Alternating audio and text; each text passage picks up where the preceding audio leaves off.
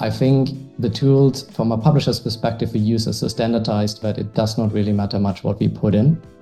In fact, quite often it matters more what we potentially take out. So let's say contextual information is automatically being filled in, but it's not being used for inclusive buying, it's primarily being used for exclusive buying. So do we actually want to provide that information? Some SSPs will filter out tags that we put in, which they know it's going to hurt the buying and so on, but some don't. And the other thing I wanted to say is that I think the biggest issue from the publisher's perspective, and where we can have some influence, but also very handicapped in doing that, is that a lot of the bid requests we are sending out never arrive at the DSP.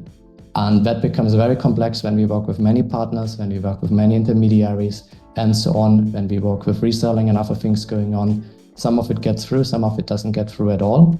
And it also changes what the DSP can see and buy on, which is then also shifting everything around. So it's creating a lot of inefficiencies.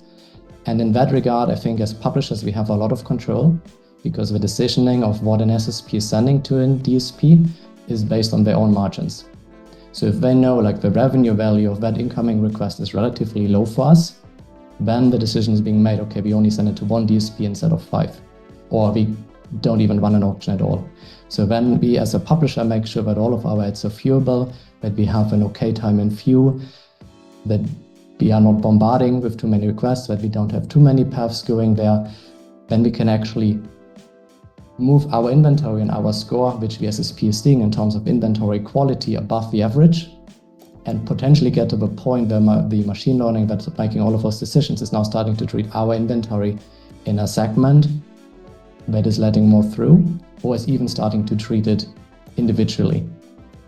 But while we are sitting in this average bucket, in terms of like ad experience and performance and so on, and KPIs they are seeing, there's not too much we can change with what we are submitting in the bid request. As long as we have the standards done, in my opinion, other stuff does not really matter.